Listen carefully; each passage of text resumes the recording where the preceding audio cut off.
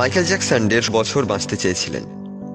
কারোর সাথে হাত মেলানোর সময় দস্তানা পরতেন, মুখে মাস্ক লাগাতেন। নিজের দেখাশোনার জন্য বাড়িতে ১২ জন অভিজ্ঞ ডাক্তার নিযুক্ত করেছিলেন, যারা তার চুল থেকে পায়ের নখ পর্যন্ত প্রতিদিন পরীক্ষা করত। খাবার ল্যাবরেটরিতে পরীক্ষা করে খাওয়ানো হতো। প্রতিদিন ব্যায়াম করানোর জন্য ১৫ জন লোক নিযুক্ত ছিল। মাইকেল জ্যাকসন ১৫০ বছর বেঁচে থাকার লক্ষ্যেই এগিয়ে যাচ্ছিলেন।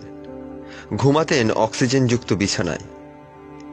নিজের জন্য অর্গান ডোনার প্রস্তুত করে রেখেছিলেন, যাদের খরচ নিজে বহন করতেন, যাতে হঠাৎ প্রয়োজন হলেই তারা কিডনি, লাংস, চোখ ইত্যাদি অঙ্গ মাইকেলকে দিতে পারেন। এত চেষ্টা করেও তিনি জয়ী হতে পারেননি, হেরে গিয়েছেন, তাও মাত্র ৫০ বছর বয়সেই। ২৫শে জুন ২০০৯ সালে তার হৃৎপিণ্ড স্তব্ধ হয়ে যায়। নিজের ঘরে থাকা ১২ জন অভিজ্ঞ ডাক্তারের কোনো চেষ্টা কোনো কাজেই লাগেনি। লস অ্যাঞ্জেলেস ও ক্যালিফোর্নিয়ার সমস্ত ডাক্তার একত্রে চেষ্টা করেও তাকে বাঁচাতে পারেননি। জীবনের শেষ ২৫ বছর ডাক্তারের পরামর্শ ছাড়া এক পাও চলতেন না।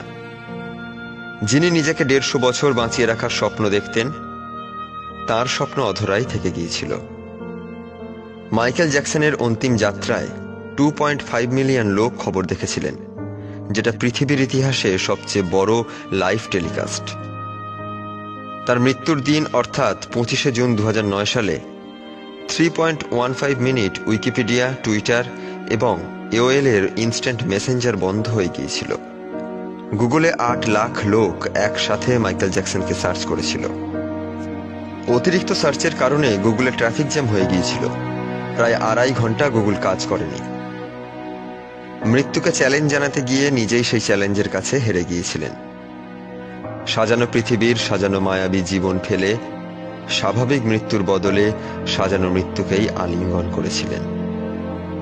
এটাই নিয়ম। কিসের অহংকার, কিসের গর্ব? ২ দিনের এই জীবনে একদিন শূন্য হাতে খালি পায়ে পৌঁছে যাব মৃত্যুর কাছে। এবার একটু ভেবে দেখা যাক। ১. দামি বাড়ি, গাড়ি ও বিলাসবহুল বিয়ে দেখিয়ে কাকে আমরা ইমপ্রেস করছি? ২. আমাদের কি মনে আছে ২ দিন আগে কারো বিয়েতে কি কি খেয়েছিলাম? ৩. জীবনে প্রতিটি মুহূর্তে কেন আমরা পশুর মতো খেটে যাচ্ছি? ৪. আগামী কত প্রজন্মের জন্য খাওয়া দাওয়া ও লালন পালনের ব্যবস্থা করে যাব? ৫. আমাদের অধিকাংশ মানুষেরই ২টি করে সন্তান, কারো আবার একটি। আমাদের জীবনের প্রয়োজন কতটা আর কতটা পেতে চাই, এটা কি কখনো ভেবেছি? ৬. কি মনে হয় আমাদের সন্তানরা রোজগার করতে পারবে না, তাই তাদের জন্য অতিরিক্ত সম্পদ জমানোটা কি এতটাই দরকার? ৭. আমরা কি মাসিক আয়ের ৫ ভাগ নিজের খুশি ও আনন্দের জন্য ব্যয় করি? ৯. আমরা অর্থ উপার্জনের সাথে সাথে জীবনের আনন্দ খুঁজে পাচ্ছি? উত্তর হবে না, না এবং না। ভাবতে ভাবতে হয়তো আমাদের অনিদ্রা কিংবা হার্ট ব্লক হয়ে যাবে। নিজের আনন্দের জন্য আমাদের সময় ব্যয় করা উচিত। ধনী হওয়া অপরাধ নয়, কেবল অর্থের জন্যই ধনী হওয়া অপরাধ।